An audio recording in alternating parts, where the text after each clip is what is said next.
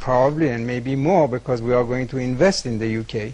Have you been able to assure the British government that you'll be investing much of the money we pay you for your oil in British industry? Sure, because I think that our country in the next 10 years will be what you are today. In the next 25 years, according to other people, I'm not saying that, will be among the 5 most prosperous countries of the world. When you become something like that, you start to act accordingly. That is, on a world basis, and obviously without any complexes, and understanding the whole political or geopolitics of the world. The increasing price of oil is going to hit our balance of payments hard and maybe even cause our economy to stop growing altogether for a year or two. Is this really what you want? Just the opposite. That's why what we have decided and the consequent decisions will alleviate, for a very good part, your balance of payments. And I know that we might eventually do other kind of deal of that sort with other oil-producing countries. But don't forget that in 3 years' time, you will be a big oil producer yourselves. You might be a member of our club. So the picture is not as bad as it seems to be. Maybe for 1 year, 2 years, you will have some difficulties. First of all, I'm sure that you will overcome it. I'm sure that you will get out of the present difficult situation. You British have this quality of rallying around the flag, the country, when really it starts to be a little dangerous. I'm sure that you will do it. But may I put it this way? Many people watching you tonight, watching you talking to us now, many people in Britain, some of them cold, some of them quite poor, will be asking themselves what it is that you and certainly some of your Arab counterparts, sheikhs and rulers and governments, have against them.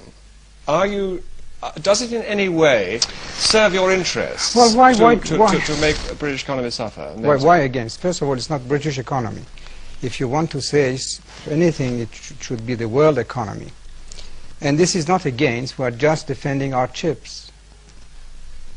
Because for such a long time we have just been well, exploited, I can say that.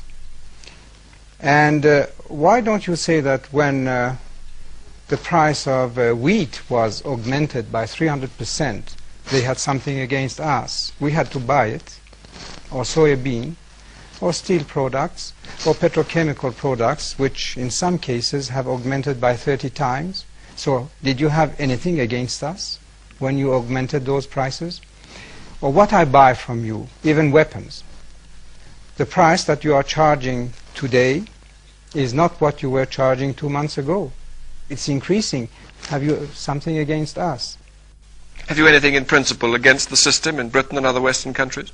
Not really against, but I must tell you my opinion.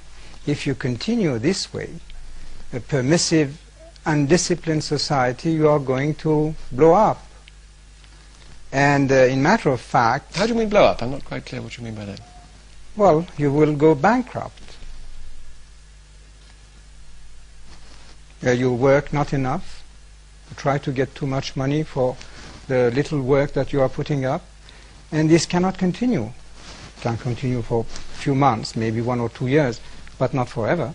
You're not going to help us not to go bankrupt if you put the price of oil in. I won't be a good friend of yours if I did help you being not aware of the seriousness of the situation.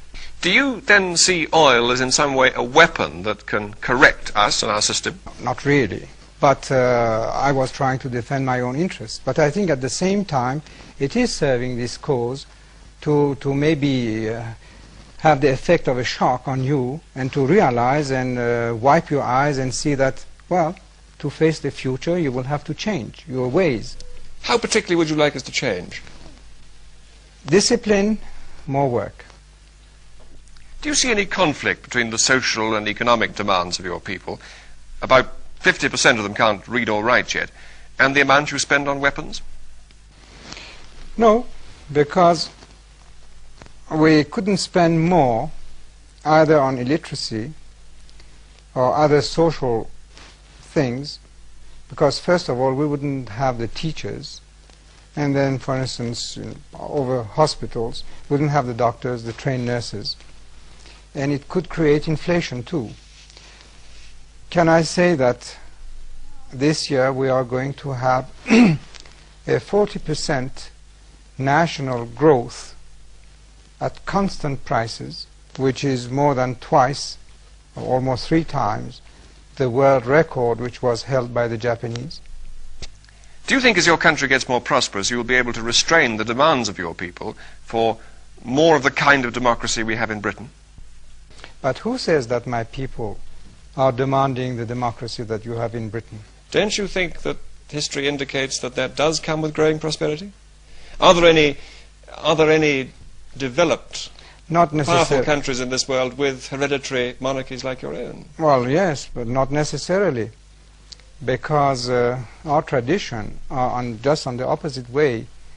The people and their king are so close that they feel as the member of the same family. They have, I think, the respect that at least families or children used to have for their father.